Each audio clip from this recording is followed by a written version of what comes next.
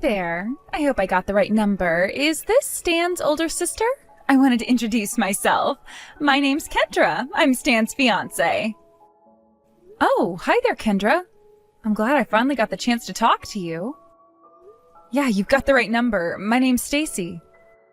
If I recall correctly, you just dropped by my parents' house with your parents to introduce them, didn't you?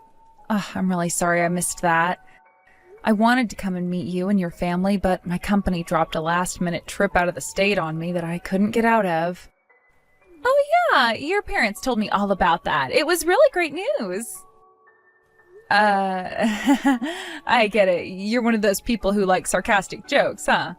Sorry, that one went over my head. I wasn't joking. Is that a continuation of the joke, or... No, I'm not joking. I'm really glad you weren't there. It's for the best that we don't meet.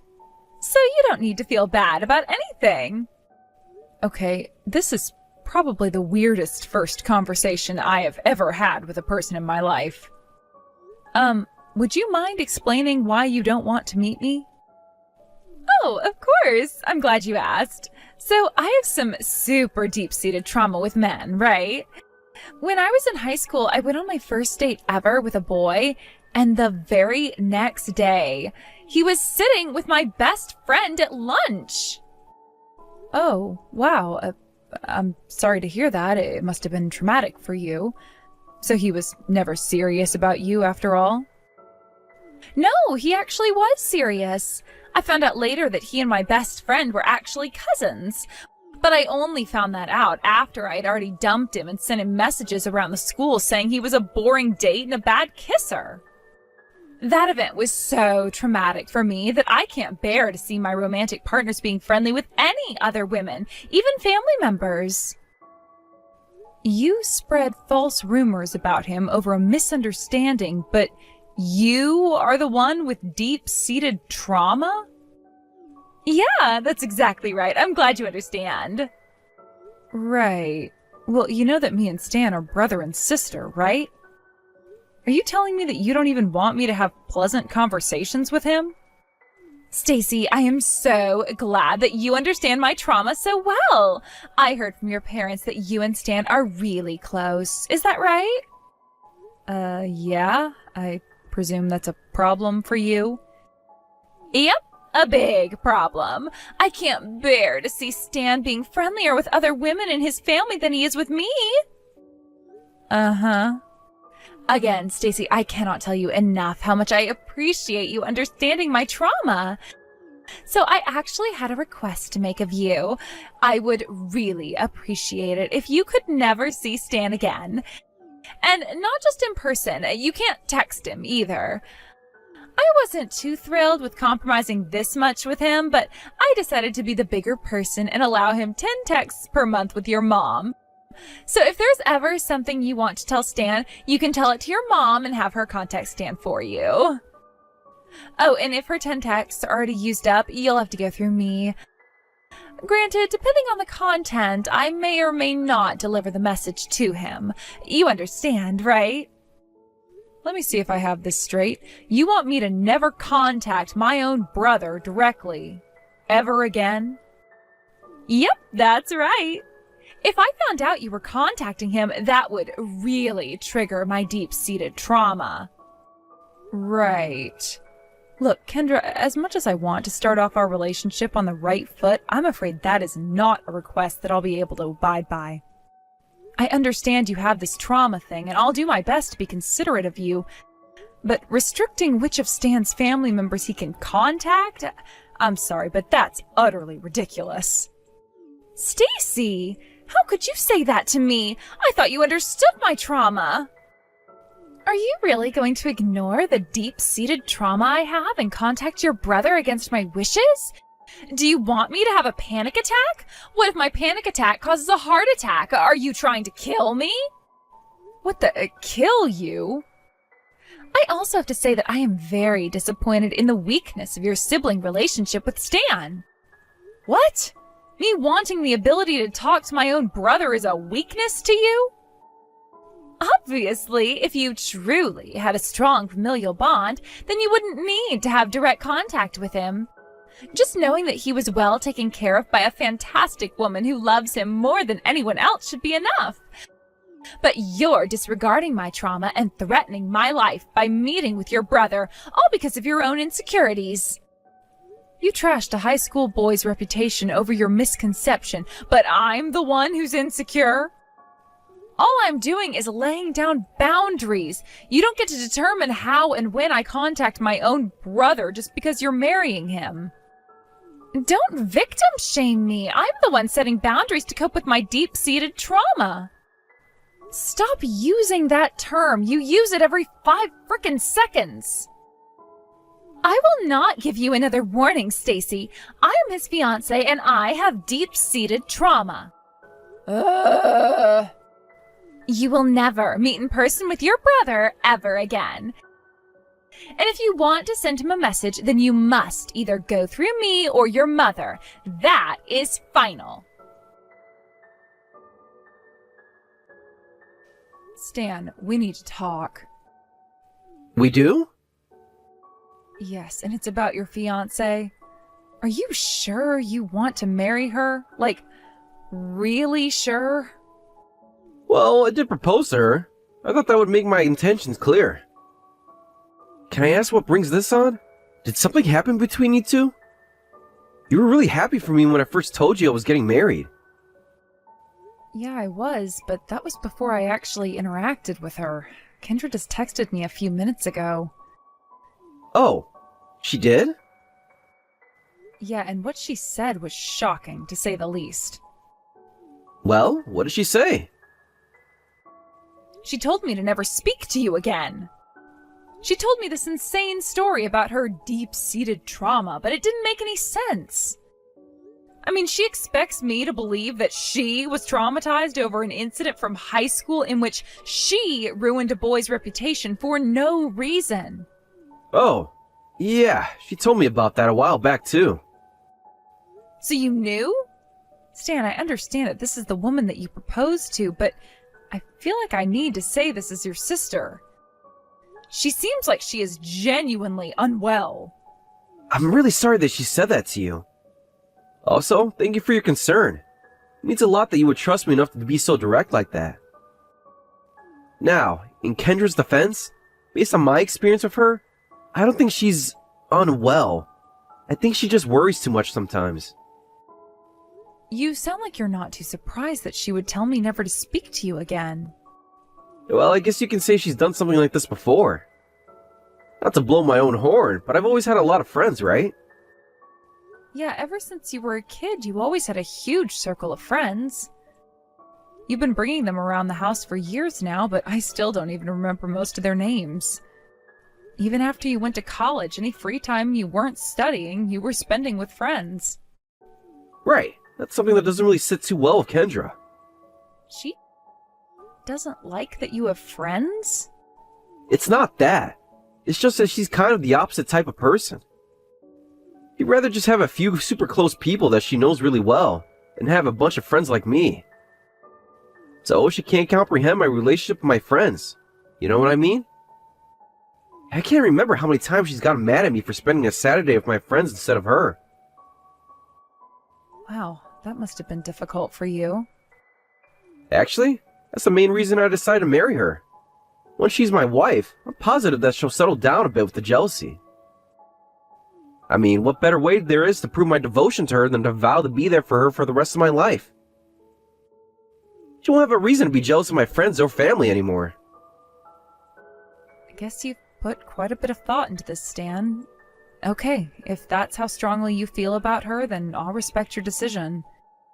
You're right, she'll probably loosen up a little bit after your wedding. Thanks for understanding, Stacy. So yeah, in the meantime, I wouldn't take anything she says about cutting off contact with me too seriously. I'll have her apologize to you at an appropriate time in the future. Though she shouldn't have said that to you. Alright, that's fine. You can take your time. I'm in no rush for an apology. You take good care of Kendra then, got it? And try to hold off on making any new friends for a while. Oh, do I have to? Alright, guess the next time I'll see you will probably be at our wedding, huh? I can't wait for you to meet Kendra in person. Kendra, what is wrong with you? You came up from behind me and punched me in the back of the head. Oh, you're awake. I'm glad to hear that. How are you feeling? Think I'm feeling? My head frickin' hurts. You punched me so hard that I passed out. They had to call an ambulance to take me to the hospital. Oh my goodness, they took you to the hospital? Yeah, you knocked me unconscious. They want to do a CT scan to make sure I don't have any internal bleeding. But you can cut it with the pleasantries, Kendra. You put me in the hospital. Now explain yourself. I hadn't even been at the wedding for a half hour when suddenly I felt a sharp pain in the back of my head, and the next thing I know, I'm on the floor looking at the ceiling. Why did you do that to me? Don't you remember the last time we spoke? It was my deep-seated trauma. Oh, great, not this again. I walked into the room and saw a woman I'd never met talking to Stan, and all the memories of my pain and misery in high school came rushing back. I was sure that you were actually Stan's mistress and had come to break up the wedding. All the shame and rage and sorrow welled up inside me, and I started seeing red. My body started moving on autopilot. I grabbed the nearest heavy object and bashed you over the head with it. You don't seem like you regret anything at all. You haven't even said you're sorry. But I didn't do anything wrong. It was all a big misunderstanding.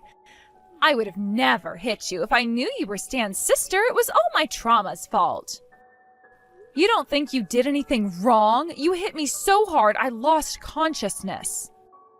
You're not going to evade responsibility for that just because of your supposed trauma. And what the hell? You saw a woman talking to Stan, and the first thing that came to your mind was Stan's having an affair with her? First of all, it is not supposed trauma. It is real trauma. I will not allow you to deny my lived experiences. Second, you knew about my deep-seated trauma, and still you violated the boundaries that I set for you. How could you be so insensitive? I believe that I deserve an apology for your flagrant disregard for my emotional well-being and safety. This is completely insane. Insane? That's ableist language. Screw you. You could have actually killed me just now. What was it that you hit me with anyway? A rock or something? No, just an empty vase. Oh, excuse me. It was just an empty vase. You expect me to apologize for violating your psychotic boundaries, but you don't think you need to apologize for a literal assault? Not a chance. I am the one who deserves an apology here, not you. What? How dare you? I went through the emotional labor of confiding in you about my lived experiences and deep-seated trauma, and you're still victim-shaming me? Are you intentionally fitting as many psychobabble nonsense words into your sentences as grammatically possible? You knew it was traumatic for me to see Stan talking to other women. I clearly laid down my boundaries for you, and you violated them on what was supposed to be the happiest day of my life. Therefore, it is only right that you apologize to me and promise that you will never violate my boundaries again. I swear, it's like your only source of vocabulary is the chapter on trauma of a psychology textbook written by a teacher's aide. How can you possibly be playing the victim right now? Because I am the victim. Wow. You know, Kendra, when you first texted me, I thought you were a complete psycho. But now, I don't think I went far enough.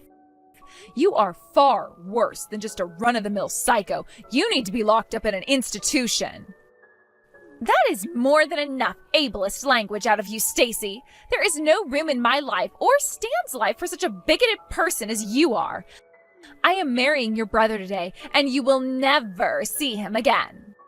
I wouldn't be so sure of that if I were you. Huh? Kendra, do you honestly believe that you haven't done anything wrong? I've taken the liberty of reading the conversation that you and Stacy just had. And to be quite honest, that really is how you feel, then I'm not sure I can do this anymore. I'm sorry, Kendra, but this wedding is canceled. What? Wait a minute. Stacy? Or... oh no. Stan, is that you? Looks like you finally caught on. Didn't you notice that he disappeared from the wedding chapel the moment that Stacy got taken away in the ambulance? That's because I went to the hospital with her. The wedding is canceled and our relationship is over. I'm breaking up with you. So no, you would not be marrying me today. Or any other day. Stan, no! You can't do this to me! You said you were gonna marry me! You said you didn't want me to have to worry about losing you anymore. You said that I was the most important person in the world to you. So how could you cancel our wedding and break up with me? Was that all just a lie? No, Kendra. I meant every single word I ever said to you. I proposed to you because I loved you. I accepted your past, your jealousy, your controlling nature, all of that. Because I thought I could help you heal the damage that your past has done to you. I thought if I could show you that you didn't need to worry about losing me, that you could overcome your trauma and start looking towards the future rather than the past. I believed that right up until this very morning. Not only have my dedicated displays of love to you not helped heal your trauma, it almost feels like you've gotten worse. Kendra, you assaulted my sister. You hit her in the back of the head with a vase. But I thought she was your mistress. What did you expect me to do? That's it right there. That's exactly my point. You trust me so little that you immediately assumed that I was cheating on you. I can't marry anyone who doesn't trust me. Stan?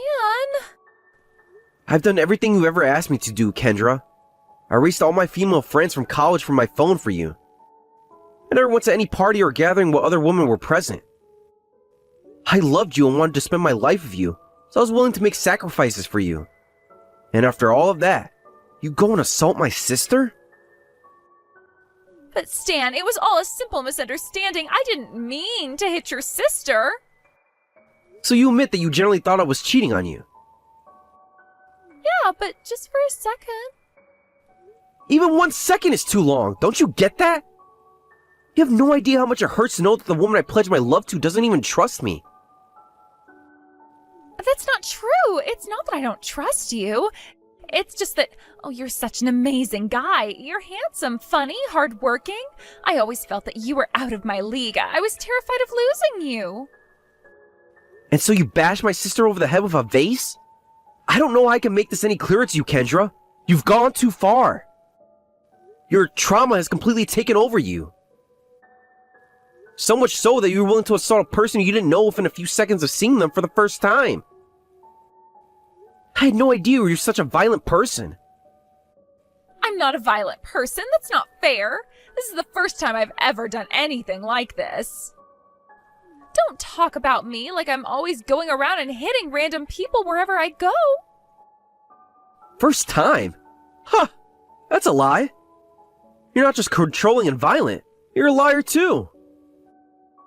What are you talking about? I'm not lying. When I got to the hospital with Stacy, I just so happened to see a friend of mine who I invited to the wedding. He told me he was walking downtown this morning when all of a sudden, someone came up from behind him and pushed him down the stairs. That was you, wasn't it?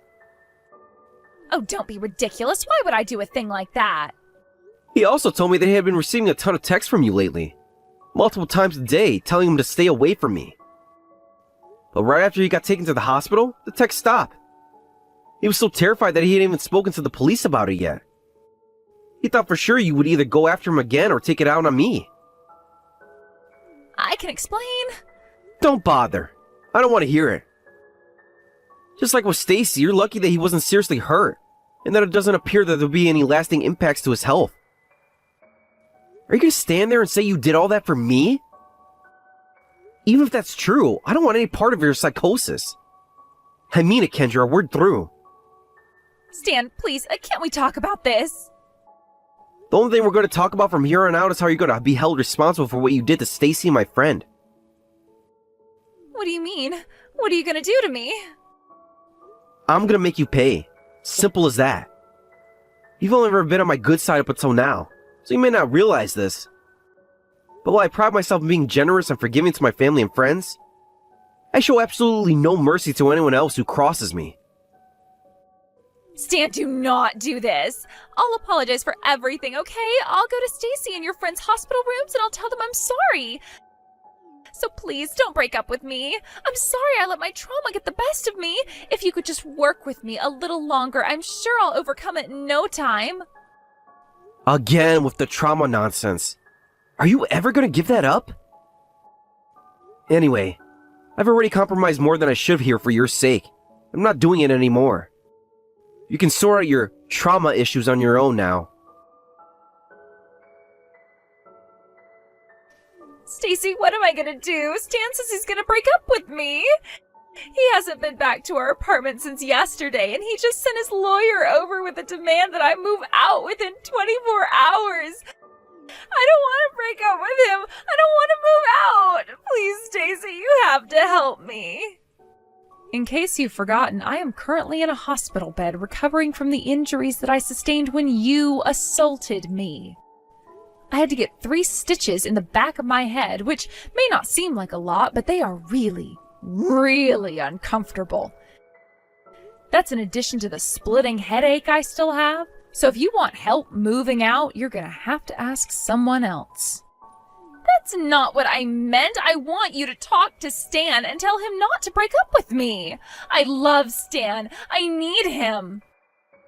Well, he doesn't love or need you, so I don't know what you want me to do about it.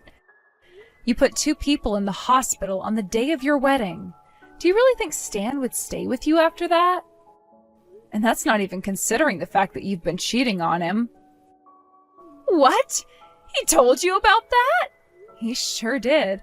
After you assaulted us yesterday, he went to find all the evidence he could of your harassment campaigns towards me and his friends.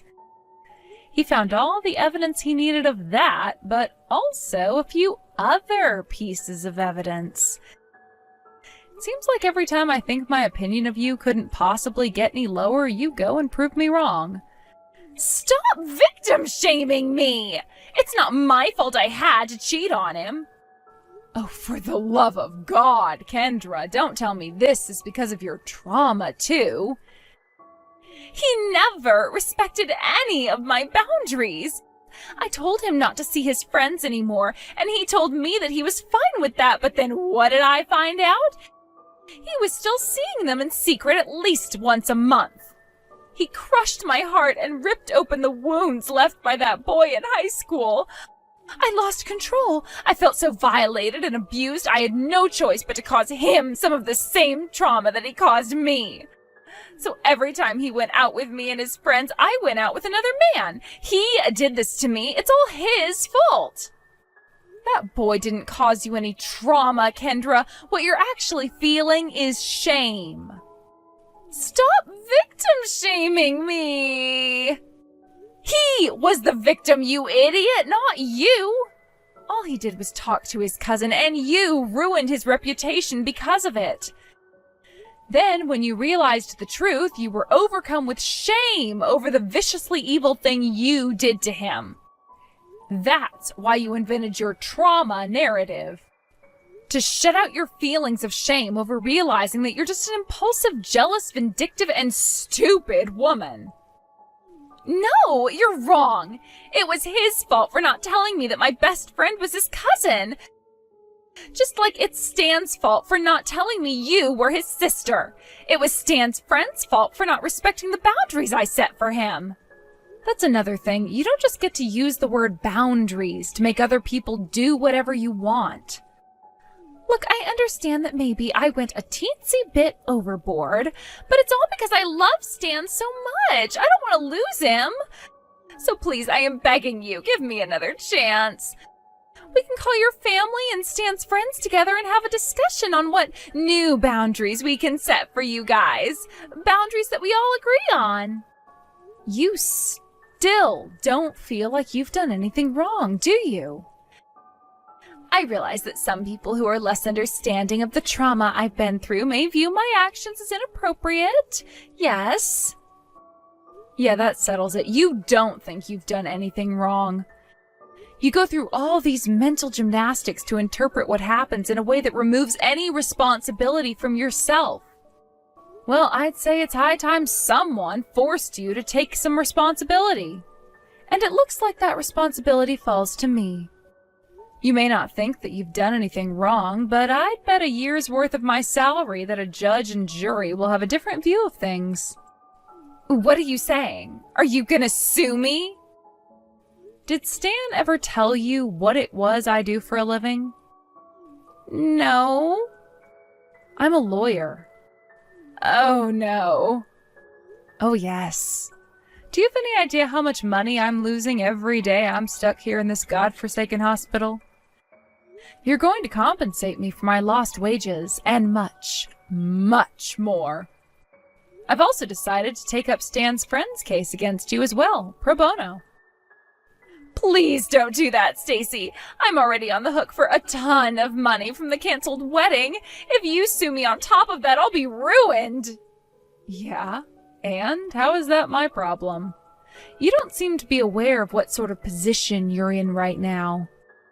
You have successfully driven away the only person in this entire world who would have had pity on you, so don't expect any from me. We'll talk more once I'm out of the hospital. I suggest you start figuring out how to come up with a lot of money very soon.